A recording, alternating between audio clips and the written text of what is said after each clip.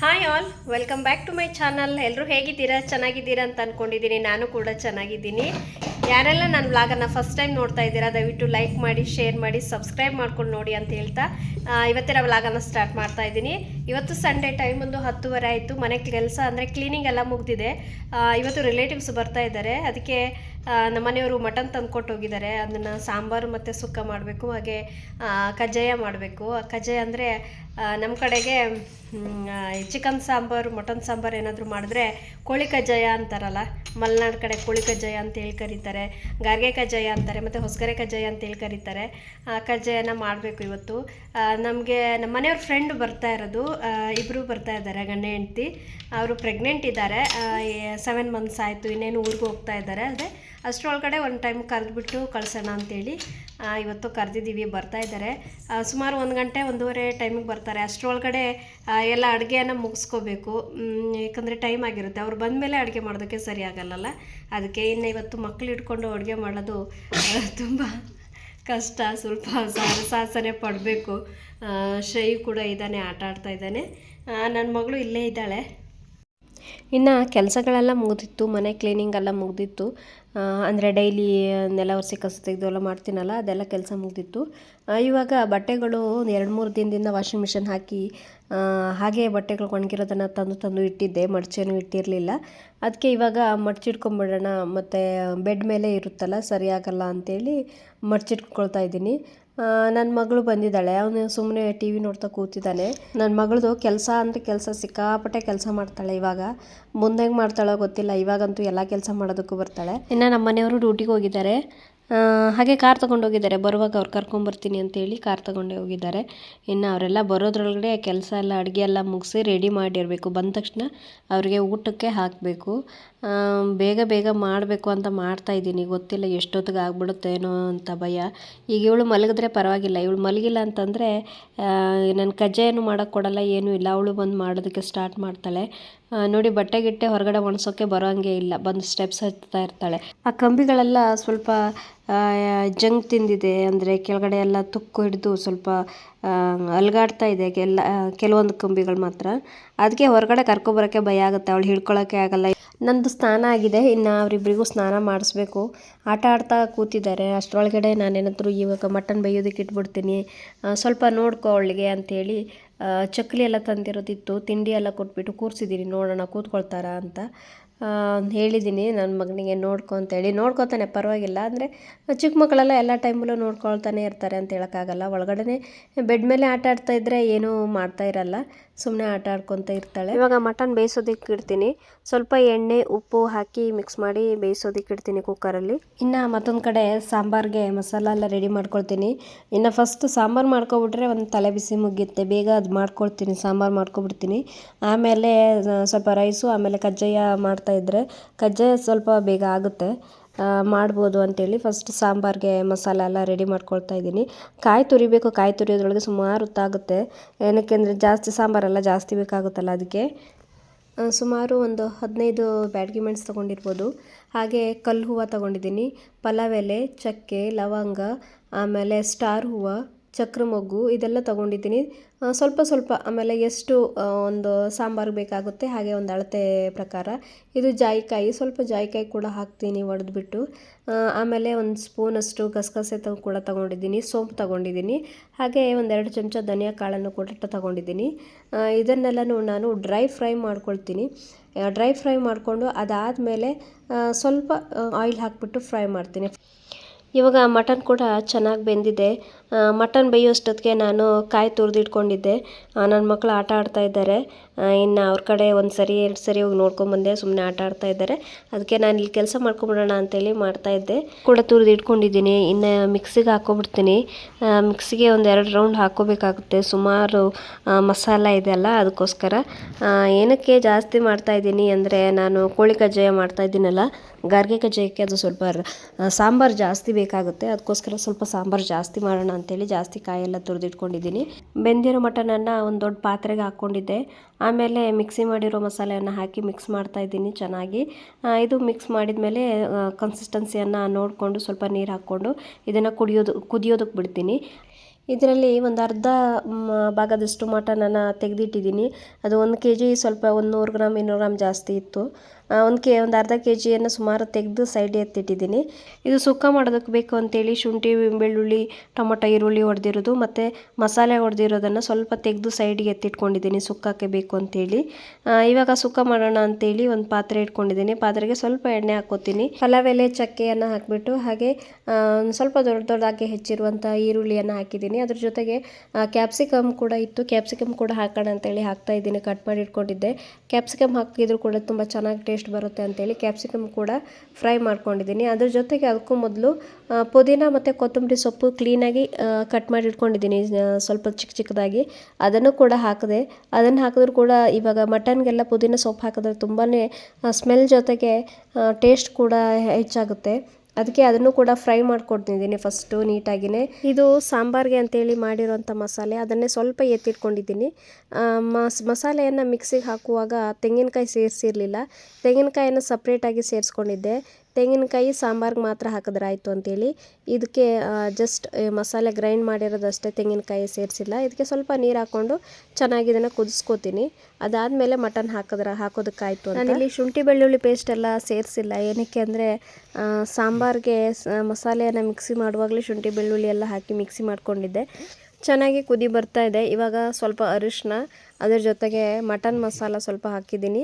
ಹಾಗೆ ಗರಂ ಮಸಾಲ ಕೂಡ ಸ್ವಲ್ಪ ಆ್ಯಡ್ ಮಾಡಿದ್ದೀನಿ. ಇನ್ನು ಒಂದು ಕಡೆಗೆ ರೈಸ್ ಮಾಡೋದಕ್ಕೆ ಕೂಡ ಇಟ್ಟಿದ್ದೀನಿ. ರೈಸ್ ಕೂಡ ಆಗಿದೆ.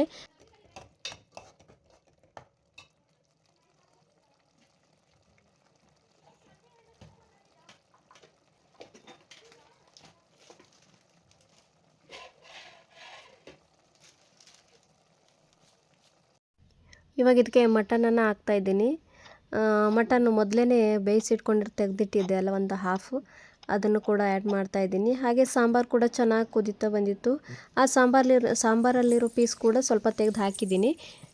ಚೆನ್ನಾಗಾಗುತ್ತೆ. ಈ ಥರ ಮಾಡಿದ್ರೆ ಸಾಂಬಾರು ಕೂಡ ಟೇಸ್ಟ್ ಬರುತ್ತೆ. ಹಾಗೆ ಮಟನ್ ತಿನ್ನೋದಕ್ಕೆ ಕೂಡ ಚೆನ್ನಾಗಾಗುತ್ತೆ ಅಂತೇಳಿ ಸಪ್ರೇಟಾಗಿ ಹಾಕಿದರೆ ಚೆನ್ನಾಗಾಗುತ್ತೆ ಅಂತೇಳಿ ಈ ಥರ ಮಾಡಿದೆ. ಇವತ್ತು ಸಾಂಬಾರು ಕೂಡ ಸಿಕ್ಕಾಪಟ್ಟೆ ಟೇಸ್ಟಾಗಿತ್ತು. ಹಾಗೆ ಮಟನ್ ಸುಕ್ಕ ಕೂಡ ಸೂಪರ್ ಆಗಿತ್ತು.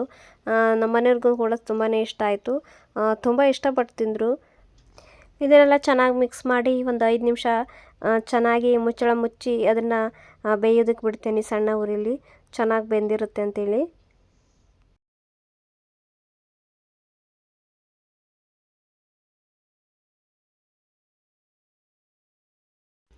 ಇನ್ನು ಕಜ್ಜಾಯ ಮಾಡೋದಕ್ಕೆ ರೆಡಿ ಮಾಡ್ಕೋಬೇಕು. ಕಜ್ಜಾಯ ಮಾಡೋದಕ್ಕೆ ಮೊದಲು ಹಿಟ್ಟೆಲ್ಲ ಬೇಯಿಸ್ಕೋಬೇಕು. ಅದಕ್ಕೆ ಹಿಟ್ಟು ಬೇಯಿಸೋದಕ್ಕೆ ಅದಕ್ಕಿಂತ ಮೊದಲು 2 ಈರುಳ್ಳಿಯನ್ನು ಚೆನ್ನಾಗಿ ಹೆಚ್ಕೊಂಡಿದ್ದೀನಿ. ಚೆನ್ನಾಗಿ ಚಿಕ್ಕದಾಗಿ ಹೆಚ್ಕೊಂಡು ಕುದಿಯೋ ನೀರಿಗೆ ಹಾಕಿದ್ದೀನಿ. ಅದು ಕುದೀತಾ ಇದೆಯಲ್ಲ, ಈರುಳ್ಳಿ ಬೆಂದಿರುತ್ತೆ. ಮತ್ತು ಇದಕ್ಕೆ ಸ್ವಲ್ಪ ಒಂದು ಮುಷ್ಟಿ ಆಗುವಷ್ಟು, ಒಂದು ಹಿಡಿ ಆಗುವಷ್ಟು ಅನ್ನ ಕೂಡ ಹಾಕಿದ್ದೀನಿ. ಈ ಕಜ್ಜಾಯಕ್ಕೆ ಅನ್ನ ಹಾಕಿದ್ರೆ ಚೆನ್ನಾಗಿ ಒಳ್ಳೆ ಸ್ಮೂತಾಗಿರುತ್ತೆ. ಹಾಗೆ ಎಷ್ಟು ಹಿಟ್ಟು ಬೇಕೋ ಅಷ್ಟನ್ನು ಒಂದು ಅಳೆದಿಟ್ಕೊಂಡಿದ್ದೀನಿ. ಅಂದರೆ 1 ಲೋಟ ಹಿಟ್ಟಿಗೆ 1.25 ಲೋಟ ನೀರು ಬೇಕಾಗುತ್ತೆ. ಒಂದು ಅಂದಾಜಿಗೆ ಹಾಕಿರ್ತೀನಿ ನಾನು, ಅದು ಕರೆಕ್ಟಾಗಿ ಆಗುತ್ತೆ. ಅಂದರೆ ಕರೆಕ್ಟಾಗಿ ಹೇಳಬೇಕು ಅಂದರೆ 1 ಲೋಟ ಹಿಟ್ಟಿಗೆ 1.25 ಲೋಟ, 1.25 ಅಂದರೆ 2 ಲೋಟಕ್ಕಿಂತ ಸ್ವಲ್ಪ ಕಡಿಮೆ, 1.25 ಲೋಟ ನೀರು ಬೇಕಾಗ್ಬೋದು. ಹಾಗೆ ಇದನ್ನು ಕುದಿಯೋದಕ್ಕೆ ಬಿಟ್ಟಿದ್ದೀನಿ ಉಪ್ಪೆಲ್ಲ ಹಾಕಿ. ಇದು ಕುದ್ದಾದಮೇಲೆ ಸ್ವಲ್ಪ ನೀರು ಕೂಡ ಎತ್ತಿಟ್ಕೊಂಡಿರ್ತೀನಿ. ಏನಕ್ಕೆ ಅಂದರೆ ಇವಾಗ ಹಿಟ್ಟು ಬೇಯುವಾಗ ಸ್ವಲ್ಪ ಕಡಿಮೆ ಬಿತ್ತು ಅಂದರೆ ಅದೇ ನೀರನ್ನು ಸೇರಿಸೋದಕ್ಕಾಗುತ್ತೆ ಅಂಥೇಳಿ. ನೀರು ಸರಿಯಾದರೆ ಆ ನೀರನ್ನ ಎತ್ತಿಟ್ಕೊಳ್ಳೋದಕ್ಕಾಗುತ್ತೆ ಅಂಥೇಳಿ, ಇನ್ನೇನಿಲ್ಲ. ಸ್ವಲ್ಪ ನೀರು ಎತ್ತಿಟ್ಕೊಂಡಿರ್ತೀನಿ. ಸ್ವಲ್ಪ ಕಡಿಮೆ ಬಿತ್ತು ಅಂತ, ಬೆಂದಿಲ್ಲ ಹಿಟ್ಟು ಸ್ವಲ್ಪ ಕಡಿಮೆ ಬಿತ್ತು ಅಂದರೆ ಮತ್ತೆ ಹಾಕಿ ಆ್ಯಡ್ ಮಾಡೋದಕ್ಕಾಗುತ್ತೆ ಅಂಥೇಳಿ ಈ ಥರ ಹಾಕ್ಕೊಂಡು ತಿರುಗಿಸ್ಕೊಳ್ತಾ ಇದ್ದೀನಿ. ಇಲ್ಲಾಂದರೆ ಒಂದೇ ಸಾರಿ ಹಾಕಿಬಿಟ್ಟು ಒಂದು 5 ನಿಮಿಷ ಬಿಟ್ಟು ಆಮೇಲೆ ತಿರುಗಿಸ್ಕೋಬೇಕಾಗುತ್ತೆ ಚೆನ್ನಾಗಿ, ಅದು ಒಳಗಡೆಯಿಂದ ಬೆಂದಿರುತ್ತೆ ಅಂಥೇಳಿ. ನಾನಿಲ್ಲಿ ಹಿಟ್ಟು ಹಾಕ್ಕೊಳ್ತಾ ತಿರುಗಿಸ್ಕೊಳ್ತಾ ಇದ್ದೀನಿ. ಫಸ್ಟು ನಿಮಗೆ ನೀರು ಜಾಸ್ತಿ ಆಗಿದೆಯೇನೋ ಅನಿಸುತ್ತೆ, ಆದರೆ ಅಕ್ಕಿ ಹಿಟ್ಟು ಬೇಯೋದಕ್ಕೆ ಸ್ವಲ್ಪ ನೀರು ಜಾಸ್ತಿ ಬೇಕಾಗುತ್ತೆ. ಅದು ಚೆನ್ನಾಗಿ ಬೆಂದಾದಮೇಲೆ ಕರೆಕ್ಟಾಗಿ ಕನ್ಸಿಸ್ಟೆನ್ಸಿ ನೋಡ್ಕೊಳ್ಬೇಕು, ಗೊತ್ತಾಗುತ್ತೆ. ಹೀಗೆ ಕೈಲಿ ಹಿಟ್ಟು ಮುಟ್ಟಿದರೆ ಬೆಂದಿರೋದು ಗೊತ್ತಾಗುತ್ತೆ, ಕೈಗೆಲ್ಲ ಅಂಟ್ಕೊಳ್ಳಲ್ಲ. ಅಕ್ಕಿ ರೊಟ್ಟಿಯನ್ನು ಮಾಡ್ಕೊಳ್ಳುವಾಗ ಹಿಟ್ಟನ್ನು ಬೇಯಿಸ್ಕೊಂಡು ಮಾಡ್ಕೊಳ್ತೀವಲ್ಲ, ಅದೇ ಥರನೇ ಇದು ಕೂಡ ಅದೇ ಥರ ಮಾಡ್ಕೋಬೇಕಾಗುತ್ತೆ. ಆದರೆ ಹಿಟ್ಟೆಲ್ಲ ನೀಟಾಗಿ ಬೆಂದಿರಬೇಕಾಗುತ್ತೆ, ಒಳಗಡೆ ಎಲ್ಲ ಗಂಟು ಗಂಟು ಥರ ಸಿಗಬಾರ್ದು. ಚೆನ್ನಾಗಿ ನಾದ್ಕೋಬೇಕಾಗುತ್ತೆ ಕೂಡ ಕಜ್ಜಾಯವನ್ನು ಮಾಡುವಾಗ. ಒಂದು ವೇಳೆ ಆ ಥರ ಏನಾದರೂ ಗಂಟು ಗಂಟು ಏನಾದರೂ ಒಳಗಡೆಯಿಂದ ಸಿಕ್ಕಿದೆ ಅಂತಂದರೆ ನಾವು ಕಜ್ಜಾಯನ ಎಣ್ಣೆಯಲ್ಲಿ ಬಿಡ್ತೀವಲ್ಲ, ಅದು ಸ್ವಲ್ಪ ಓಪನ್ ಆಗಿ ಹೊರಗಡೆ ಬಂದು ಸಿಡಿಯುತ್ತೆ. ಅದಕ್ಕೋಸ್ಕರ ಸ್ವಲ್ಪ ಇದನ್ನು ಈ ಕಜ್ಜಾಯವನ್ನು ಮಾಡುವಾಗ ಸ್ವಲ್ಪ ಕೇರ್ಫುಲ್ಲಾಗಿ ಮಾಡಬೇಕಾಗುತ್ತೆ, ಚೆನ್ನಾಗಿ ಬೆಂದಿರಬೇಕಾಗುತ್ತೆ. ಇಲ್ಲ ಅಂತಂದರೆ ಅಕ್ಕಿ ಹಿಟ್ಟಿನ ಜೊತೆಗೆ ಬೇರೆ ಏನಾದರೂ ಇವಾಗ ಗೋಧಿ ಕಾಳು ಅಥವಾ ಅಕ್ಕಿ ಕಾಳು ಕೂಡ ಇದ್ದರೆ ಕೂಡ ಅದು ಸಿಡಿಯುತ್ತೆ ಬಾಣಗೆಗೆ ಹಾಕಿದಾಗ ಕಜ್ಜಾಯ. ಇವಾಗ ನೋಡಿ ಚೆನ್ನಾಗಿ ಬೇಯ್ತಾ ಇದೆ ಅದು ಒಳಗಡೆಯಿಂದನೇ. ಈ ಥರ ತಿರುಗಿಸ್ಕೊಳ್ತಾ ಇರಬೇಕಾಗುತ್ತೆ.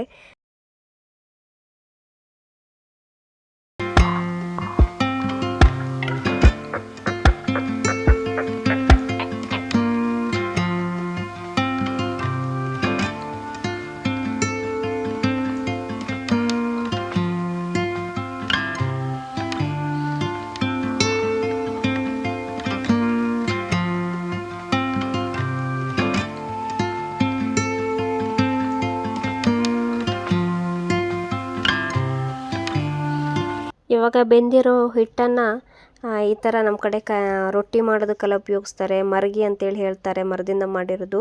ಇದಕ್ಕೆ ನಾನು ಈ ಥರ ಉಲ್ಟಾ ಹಾಕಿ ಇಟ್ಟಿರ್ತೀನಿ. ಪಾತ್ರೆ ತೆಗಿಯಲ್ಲ, ಹಾಗೇ ಇರುತ್ತೆ. ಮತ್ತು ಒಳಗಡೆಯಿಂದ ಬೆಂದ್ಕೊಳ್ಳುತ್ತೆ ಅಂತೇಳಿ, ಬೆಂದಿಲ್ಲ ಅಂದರೆ ಬೆಂದ್ಕೊಳ್ಳುತ್ತೆ ಅಂತೇಳಿ ಇದನ್ನು ಸ್ವಲ್ಪ ಹೊತ್ತಾದಮೇಲೆ ತೆಗೆದು ಇದನ್ನು ಚೆನ್ನಾಗಿ ನಾದ್ಕೋಬೇಕಾಗುತ್ತೆ. ಎಲ್ಲ ಹಿಟ್ಟನ್ನು ಒಂದು ಟೈಮು ಸ್ವಲ್ಪ ನಾದ್ಕೊಂಡು ಉಂಡೆ ಮಾಡ್ಕೊಂಡು ಇಟ್ಕೊಂಡ್ರು ಕೂಡ ಆಗುತ್ತೆ. ಇಲ್ಲ ಅಂತಂದರೆ ಸ್ವಲ್ಪ ನಾದ್ಕೊಂಡು ಮಾಡ್ಕೋಬೋದು. ನಾನಿಲ್ಲಿ ಸ್ವಲ್ಪ ನಾದ್ಕೊಳ್ತಾ ಮಾಡ್ತಾಯಿದ್ದೀನಿ. ಏನಕ್ಕೆ ಅಂದರೆ ಇಬ್ಬರಿದ್ರೆ ಒಬ್ಬರು ಕಜ್ಜಾಯ ಮಾಡ್ಕೊಳ್ಳೋದು, ಒಬ್ಬರು ಮಾಡ್ಕೊಳ್ಳೋದು, ಇನ್ನೊಬ್ಬರು ಬೇಯಿಸೋದಕ್ಕೆ ಸರಿ ಆಗುತ್ತೆ. ನಾನು ಒಬ್ಬಳೇ ಮಾಡ್ತಾ ಇರೋದಕ್ಕಾಗಿ ನಾನು ಆವಾಗಲೇ ಮಾಡ್ಕೊಳ್ತಾ ಕಜ್ಜಾಯನ ಮಾಡ್ತೀನಲ್ಲ, ಅದಕ್ಕೆ ಸ್ವಲ್ಪ ನಾದ್ಕೊಂಡು ಕಜ್ಜಾಯನ ಮಾಡ್ತೀನಿ.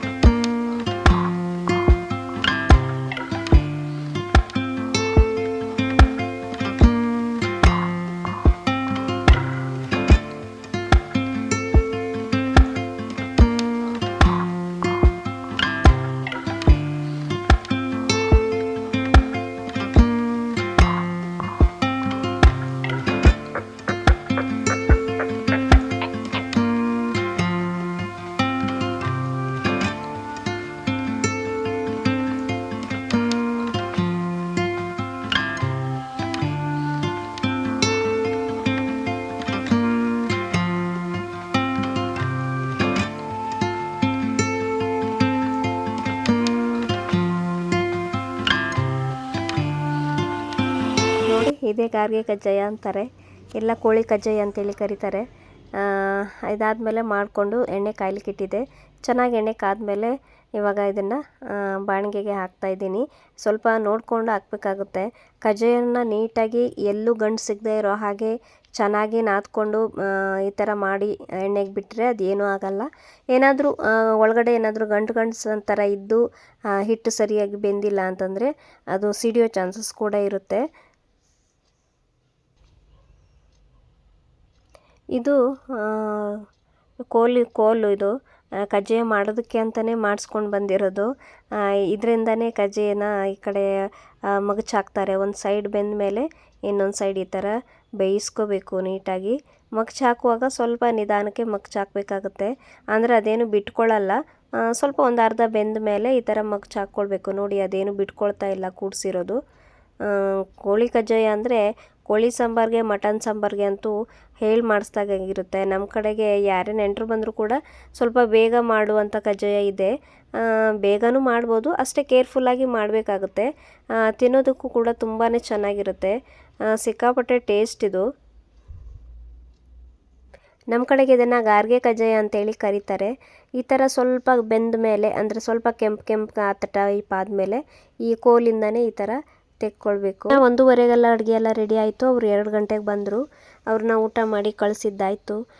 ಇನ್ನು ವೀಡಿಯೋ ಏನು ಮಾಡೋದಕ್ಕೆ ಹೋಗಿಲ್ಲ, ಅಂದರೆ ಕೆಲವರಿಗೆ ಮುಜುಗರ ಆಗುತ್ತಲ್ಲ, ಅದಕ್ಕೋಸ್ಕರ ವೀಡಿಯೋ ಏನು ಮಾಡೋದಕ್ಕೆ ಹೋಗಿಲ್ಲ.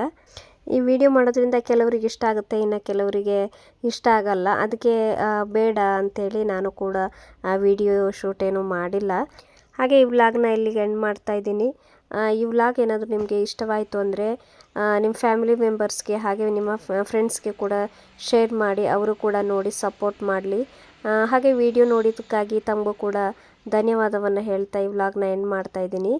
ಮತ್ತೆ ಸಿಗೋಣ ಫ್ರೆಂಡ್ಸ್ ಮುಂದಿನ ವ್ಲಾಗಲ್ಲಿ. ಧನ್ಯವಾದ.